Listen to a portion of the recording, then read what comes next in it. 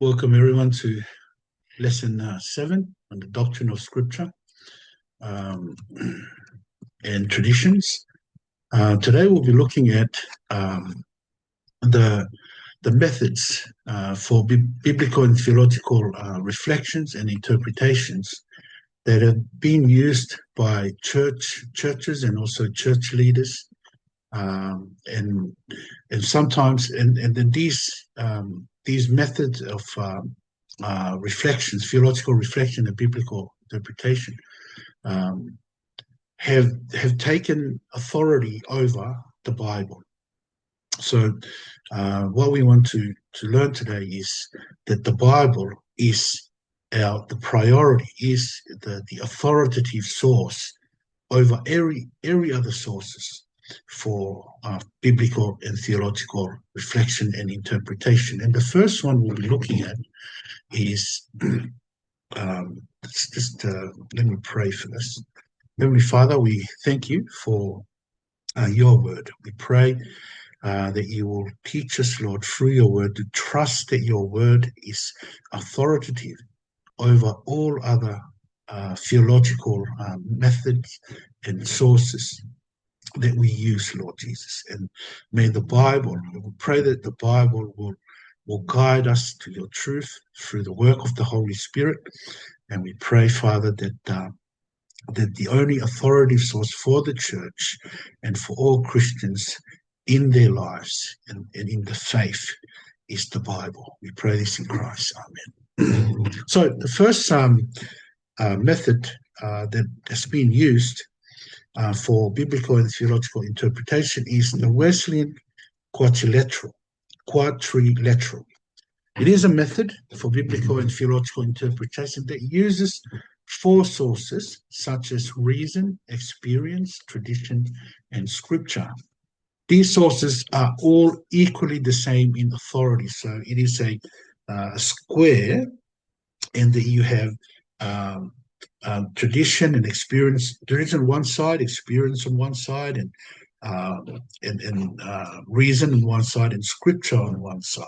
So all these sources are equally the same in authority, and it means the Bible is not the priority. Now, the danger of this method is if reason, experience, and tradition outweigh scripture in importance, the authority of scripture is then cancelled. Now, for instance, in the Uniting Church, when the issue of homosexuality first came to the church, came through a woman president of the Uniting Church at the time, and she was a homosexual. She was a lesbian, and she argues that she experienced fulfillment in being a homosexual. See, her experience became the source of her understanding life or the Word of God. And, you know, the Word of God teaches us that homosexuality is abominable to God. Those who practice it will not enter the kingdom of God. But she saw that her experience gives her fulfillment, and therefore this ought to override the teaching of the Bible. So the authority for her was her experience, and so therefore she discarded the authority of the Bible. Now, as we can see, reason, experience, and tradition are all created by men, okay, apart from the Bible. So what are we to do? Now, Psalm 199, verse 99 to 101 says, I have more insight than all my teachers, because your decrees are my meditation. I understand more than the elders, because I obey your precepts. I have kept my feet from every evil path to follow your word. This is the word of the Lord. Thanks be to God. See, the Bible is our authoritative source of theological reflection, because we are told the Bible gives us more insight than all our teachers. Not only that, we understand more than the elders because we obey God's precepts. And the Bible keeps our feet from every path, from every evil path to follow God. Now, Job 32, 7 to 9, I thought that the age should speak and maturity should teach wisdom. But it is the spirit in a person, the breath from the Almighty, that gives anyone understanding. It is not only the old who are wise or the elderly who understand how to judge. This is the word of the Lord. Thanks be to God. These are Elihu's words. Remember in Job, Elihu is a young man who comes to the elderly, Job and his three friends, and he says that, he thought that the age should speak and maturity should teach wisdom. But he saw that it is the spirit in a person, the breath from the Almighty, that gives anyone understanding. So it is not the elderly who gives understanding. It is the word that comes from the mouth of God, is the breath from the Almighty. And so, therefore, true understanding comes from God. In 1 Corinthians 2, 12 to 13, it says, now we have not received the spirit of the world, but the Spirit who comes from God, so that we may understand what has been freely given to us by God.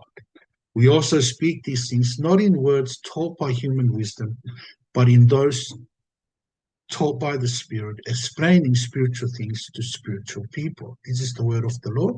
Thanks be to God. So we can see that we are not taught by the spirit of the world, tradition, experience, reason, but rather by the Spirit that comes from God.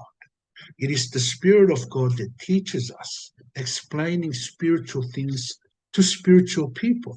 So it is the Spirit who gives us the love of God. So when we are taught by the Spirit of God, it gives us the love of God, to love God and also to love others.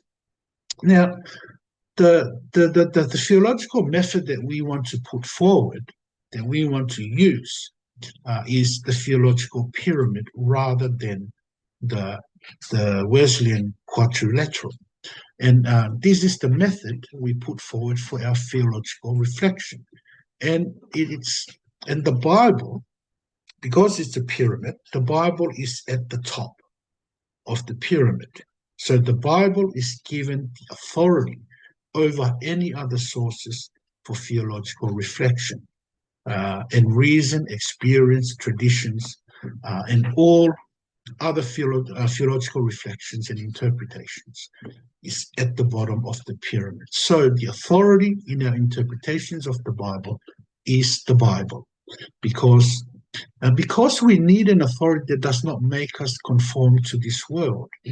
Tradition, experience, and reason, these are all man-made, and and by using them, we conform to the things of this world because they're man-made. So we look at Romans 12, 1 to 2, and it says, therefore, brothers and sisters, in view of the mercies of God, I urge you to present your bodies as a living sacrifice, holy and pleasing to God. This is your true worship. Do not be conformed to this age, but be transformed by the renewing of your mind, so that you may discern what is good, pleasing, and perfect will of God. This is the word of the Lord. Thanks be to God. So, in view of God's mercy, Paul urges us to present our bodies as living sacrifices, holy and pleasing to God, because that is our true worship. That is what true worship is. And we are not to be shaped by this world. So, our worshiping of God is not to be shaped by this world, and our life is not to be shaped by this world. Our true worship of God is to offer ourselves as living sacrifices, holy and pleasing to the Lord. And not only that, but we are to discern the things we are taught, to be transformed by the renewing of our mind. So it's through the word of God that our life is shaped, as we worship God with giving our bodies as living sacrifices. And because of that, we come to discern the things we are taught, so that we can be transformed by the renewing of our mind. So also that we may discern what is good, pleasing, and perfect will of God. In terms of experience, Romans 8:16-17, the Spirit himself testifies together with our spirit that we are God's children, and if children, also heirs, heirs of God and co-heirs with Christ, if indeed we suffer with him, so that we may also be glorified with him. This is the word of the Lord. Thanks be to God. So our experience ought to be based on the Holy Spirit. See, the Holy Spirit testifies with our spirit that we are God's children. So, our experience of becoming God's children is based on the Holy Spirit. So our experience ought to be based on that, not on the things of this world. So also with traditions, Matthew 22, verse 29, it says, Jesus answered them, "You are mistaken because you don't know the scriptures or the power of God." So the people didn't understand God's word because they didn't know the scriptures. So our tradition ought to be based on the scriptures. And the Bible must be our guide, because without the Bible, we are told, we will mistakenly interpret the Bible and not know the power of God. We will not know we will not know the scripture and also the power of God. Without the Bible, we will be led astray. Number two is the Pope and the priests. Now, this is a method of the Roman Catholics that they teach that it is the popes and the priests that holds the authority for understanding and interpreting the Bible. But according to these two Bible verses, Psalm 146, verse 3-6, do not trust in nobles, in a son of man who cannot save. When his breath leaves him, he returns to the ground. On that day, his plan dies. Happy is the one whose help is the God of Jacob, whose hope is in the Lord his God, the maker of heaven and earth, the sea and everything in them. He remains faithful forever. See, we can see here, we are not to trust in popes and priests and men because they cannot save. Not only that, their breath leaves them when they return to the ground, and when we die, that our plans die with us. But happy are those whose help is from the God of Jacob, and our hope is in the Lord, who is the maker of heaven and earth, the sea and everything in them. So do not trust in men. Leaders are only men, but rather have our hope in the Lord. For God's faithfulness remains forever. For God's words remains forever. And also 1 Timothy 2, 5-6. For there is one God and one mediator between God and mankind, the man Christ Jesus, who gave himself as a ransom for all, a testimony at the proper time. It's the word of the Lord. Thanks be to God. See, the only mediator between us and God is Christ Jesus.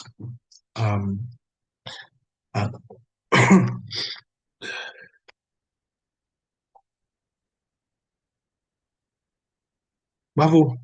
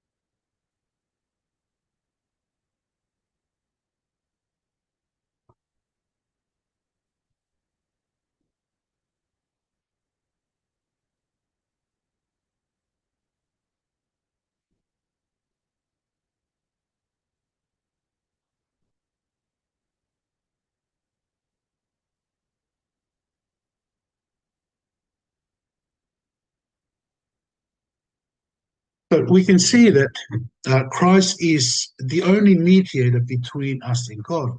And he gave himself as a ransom for all at the proper time. So it is not the popes, it is not the priests, it is not Mary or the saints that gives us understanding of God. No, it is Christ Jesus alone.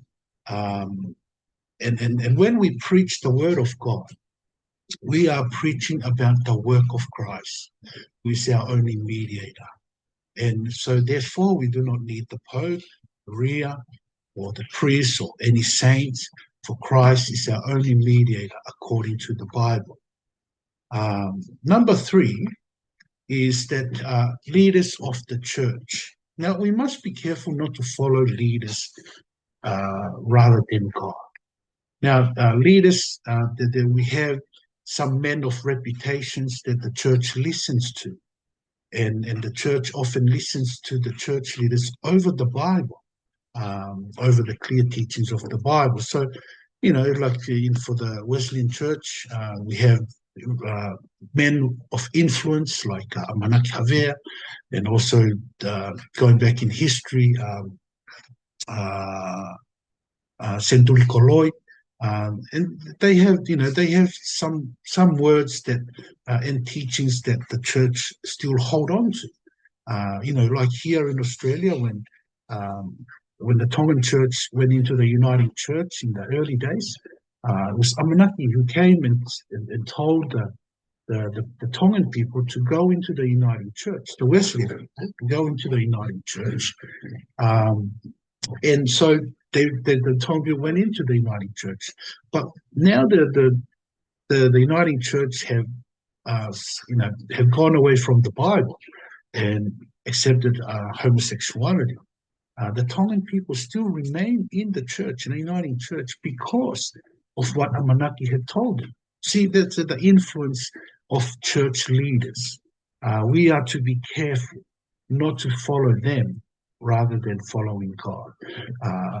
And people clearly, that the Tongan people in the Uniting Church here clearly have listened to Amanaki instead of listening to the Bible, which teaches us that homosexuality is a sin. And therefore, we ought to be leaving the Uniting Church instead of staying on in the Uniting Church, because some church leader has told us to go into that church. Now, according to Mark 7:8-17, it says, abandoning the command of God, you hold on to human tradition. He also said to them, you have a fine way of invalidating God's command in order to set up your tradition. For Moses said, honor your father and your mother, and whoever speaks evil of father or mother must be put to death. But you say, if anyone tells his father or mother, whatever benefit you might have received from me is korban, that is, an offering devoted to God. You no longer let him do anything for his father or mother. You nullify the word of God by your tradition that you have handed down, and you do many other similar things. This is the word of the Lord. Thanks be to God. See, you can see here, so that you have leaders comes in and they teach against God's word that was given to Moses to honor their father and mother, and whoever speaks evil about their father and mother must be put to death. But they come along, the church leaders come along and says, oh, if anyone tells his father or mother, whatever benefit you might have received from me is korban, that is an offering devoted to God, you no longer let him do anything, so that they are no longer obligated to do anything for their father or mother. And Jesus says, because of that, you nullify the word of God by your tradition that you have handed down. So we are to be careful not to listen to the church leaders, not to listen to leaders who mislead us and who override the authority of God's word. Now, the problem is when we hold on to the teaching of men instead of God. So that's the problem. Now, a present-day example is that women who preaches. We accept women who preaches on the basis that they are gifted. So we allow them to be pastors. But this is using the Bible wrongly and to nullify the true teachings of the Bible about women preaching, which we know from 1 Timothy 2:11-15, that Paul does not allow women to teach or have authority over men. So there's an example of, the church coming and teaching, saying that, based on gifts, women can preach, and therefore that we can ordain them as pastors. But that is going against the Bible. What the Bible teaches ought to be the authority on women preaching and also women ordination. And people have listened to men instead of God. So we need to listen to the Bible instead of listening to men. Isaiah 50 verse 9, in truth, the Lord God will help me. Who will condemn me? Indeed, all of them will wear out like a garment. A moth will devour them. See, is the word of the Lord. We are not to be afraid of men. Leaders are only men, weak men. And we are told they wear out like a garment and moth will devour them. In Isaiah 51, 7-8, it says, listen to me, you who know righteousness, the people in whose heart is my instruction. Do not fear disgrace by men, and do not be shattered by their taunts. For moths will devour them like a garment, the worms will eat them like wool, but my righteousness will last forever, and my salvation for all generations. This is the word of the Lord. Thanks be to God. So we can see here, we are not to be taunted by this, be disgraced by men, to fear the disgrace. We're not to fear disgrace by men. For those who know the righteousness of God and people whose heart follow his instruction, we are not to fear men.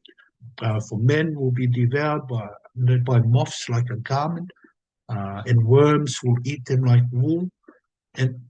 But the righteousness of God will last forever, and his salvation for all generations. So for us who have the Bible, who listen to the Bible, we have the righteousness of God forever and for all generations. Number 4, the leading of the Holy Spirit. Now, a lot of people these days are going around to teach this false teaching, saying that, that we are being imprisoned by the Bible. So we only need to listen to the Holy Spirit because the Holy Spirit frees us from the Bible. And they use 2 Corinthians 3:6 to make that argument, which says, 2 Corinthians 3:6, he has made us competent to be ministers of a new covenant for the letter, not for the letter, but of the Spirit. For the letter kills, but the Spirit gives life. See, the false teaching which, about rejecting the Bible and relying on the Holy Spirit because the Bible imprisons us, uses this passage wrongly. Because the letter here refers to the written law of the old covenant, particularly the commandments given at Sinai, and written on tablets of stone. Verse 7 tells us, it was chiseled into the stone. Paul uses the law here negatively to refer to the law apart from the transforming power of the Holy Spirit, meaning the letter emphasizes, regulations, legal obligations, human inability to keep the law. See, that's what the law does. The law helps us, or the law reminds us that we are unable to keep the law fully. For we are told in Romans 3, verse 20, for the law reveals our sins, but cannot give life or righteousness, according to Romans 8, verse 3, which says, for what the law could not do, since it was weakened by the flesh, God did. He condemned sin in the flesh by sending his own Son in the likeness of sinful flesh as a sin offering. It's the word of the Lord. Thanks be to God. So Paul is criticizing in this passage, in Romans, in 2 Corinthians 3, verse 6, Paul is criticizing not scripture in itself, but he's criticizing the misuse of the law without the Spirit. So the letter in this passage is not talking about the Bible, but rather it's talking about the law written by Moses in the Old Testament. So we can see in 2 Corinthians 3, 14 to 18, but their minds were hardened, for to this day, at the reading of the Old Covenant, the same veil remains. It is not lifted because it is set aside only in Christ. Yet still today, whenever Moses is read, a veil lies over their hearts. But whenever a person turns to the Lord, the veil is removed. Now the Lord is the Spirit, and where the Spirit of the Lord is, there is freedom. We all, with unveiled faces, are looking as in the mirror at the glory of the Lord and are being transformed into the same image from glory to glory. This is from the Lord, who is the Spirit. This is the word of the Lord. Thanks be to God. So when we read the Bible without Christ, our minds are veiled. But in Christ Jesus, our minds are not veiled. The veil is removed. So by turning to the Lord, the veil is removed. Now we come to understand the word of God through the Lord Jesus. So the Lord here is the Spirit that gives us freedom. So you can see that the Lord here is the Spirit, and the Spirit gives us understanding of the word. So the Holy Spirit does not work apart from the word of God. The Holy Spirit works with the word of God and gives us understanding of the word of God. As we see in John 16, 13 to 15, when the Spirit of truth comes, he will guide you into all truth, for he will not speak on his own, but he will speak whatever he hears. He will also declare to you what is to come. He will glorify me, because he will take from what is mine and declare it to you. Everything the Father has is mine. This is why I told you that he takes from what is mine and will declare it to you. This is the word of the Lord. Thanks be to God. See, you can see here, the Holy Spirit comes to lead us to the truth of the Bible.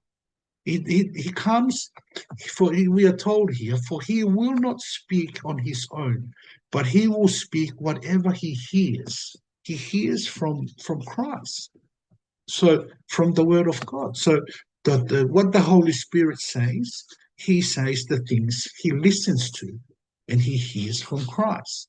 So the Holy Spirit does not come to lead us to something else, something different from the Bible.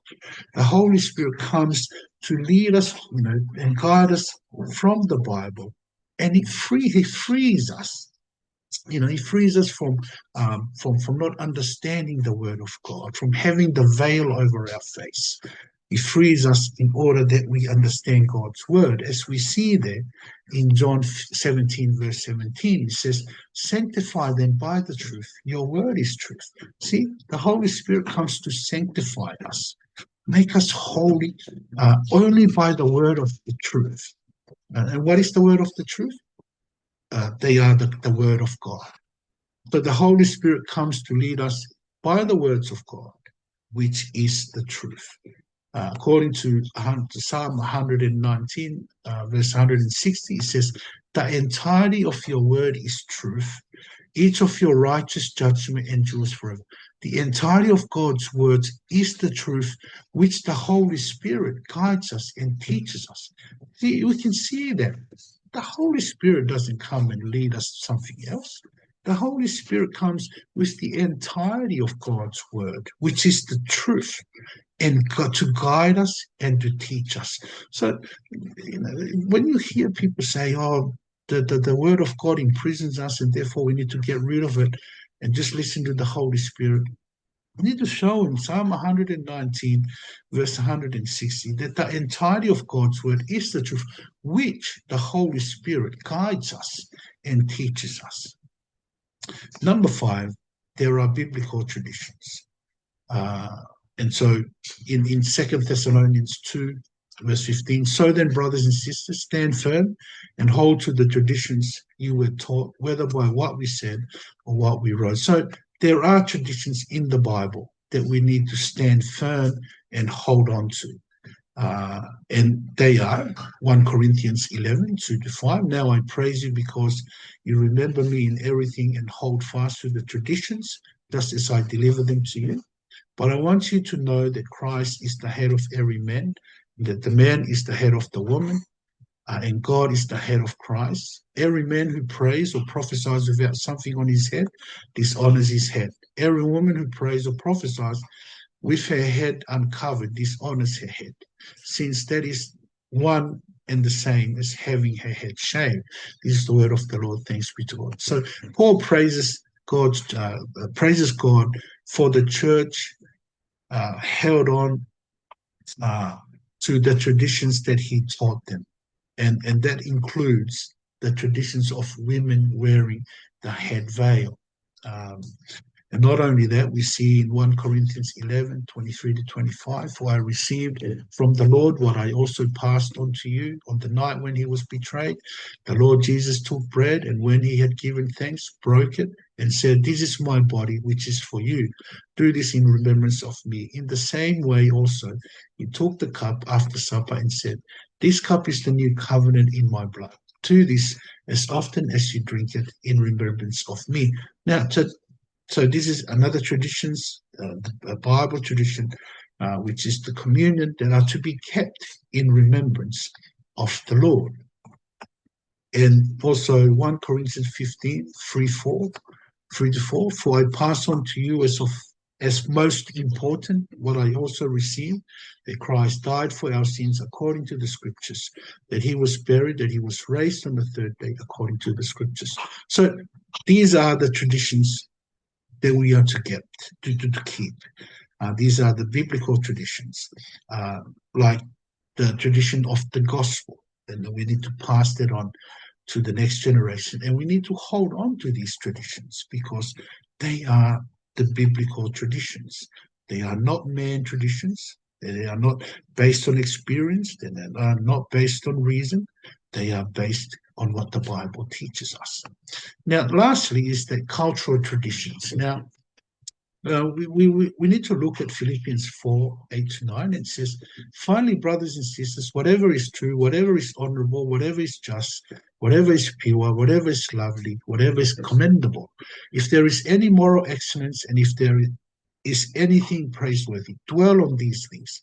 Do what you have learned and received and heard from me and seen in me, and the God of peace will be with you. This is the word of the Lord. Thanks be to God. Now, there are some things in our culture that are good, things that are honorable, things that are just, pure, things that are lovely, commendable, with moral excellence, and the things that are praiseworthy in our cultures. We need to dwell on these things. We need to hold on to these things.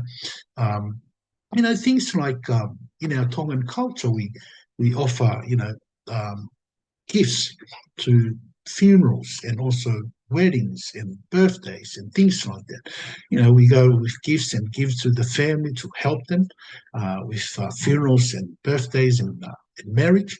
But one of the problems with that is that we turn this commendable attitude and way of life, we turn it to something that is not commendable by we go and we tell people how much we give. We say there's $1,000, or we come with $5,000, and why? Why do that? You just go and assist them and just give them the things that they need to be given, instead of announcing how much money that we come to bring them. So um, so keep the commendable and honorable things in our cultures, by giving and helping the poor, and being hospitable and inviting people to your homes to provide for them and things like that. These are commendable things. Now, also, um, in 1 Corinthians 6-12, everything is permissible for me, but not everything is beneficial. Everything is permissible for me, but I will not be mastered by anything. Also 1 Corinthians 10:23, everything is permissible, but not everything is beneficial. Everything is permissible, but not everything builds up. This is the word of the Lord. Thanks be to God. You can see here there are some things in our culture that we need to get rid of. Everything is permissible, but not to be mastered by them, like alcohol and things like that, and smoking and drinking, and drinking kava all the time, leaving your family, not meeting your family responsibilities and things like that. They are permissible. There's nothing wrong with it, but they do not build up. Not only that, but they help, to destroy families. Um, not only that, but they master us. That becomes an addiction. So we are to get rid of those things. And furthermore, it is Romans 14:21. It is a good thing not to eat meat or drink wine or do anything that makes your brother or sister stumble. See, there are things in our culture that we do. There's nothing wrong with them, but we do them and they become a stumbling block to our brothers and sisters. Like drinking alcohol for, our Christians and also Christian leaders, who drink alcohol. When people who came out of that, alcohol addiction, when they see leaders drinking alcohol, church leaders, they say, "Oh, I'll just go back because the leader is drinking himself or herself." See, that's causing our brothers and sisters to stumble. So, um, and and we are not to let these things control our lives. Not only that, we are to be careful not to cause one of our brothers and sisters stumble by holding on to our cultural traditions that will cause them to stumble.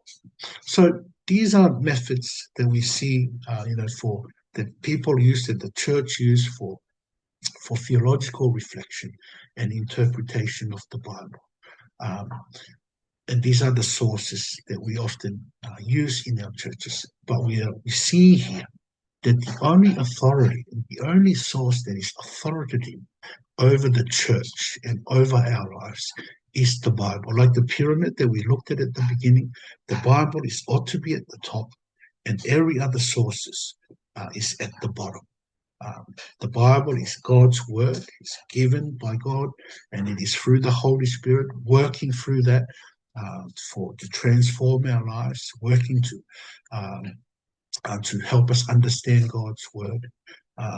It is given by God to guide us and to lead us by the work of the Holy Spirit through God's word. And that ought to have authority over and control all the man-made theological method or methods for theological reflections like experience, tradition, and reasons, and any other source. The Bible ought to control all these things, all these sources and methods at the bottom of the pyramid. Heavenly Father, we thank you so much for your word. We pray that you will help us to submit to your word. We pray, Father, that you give us understanding to know and discern your will, and also to know the false teachings that comes to us, teaching us to rely on men and leaders, and also rely on experience and traditions and reasoning. Help us, Father, to always have the Bible, to examine those sources, and to bring them in line with your will, with your word, Lord Jesus. So we pray all these things in Christ. Amen.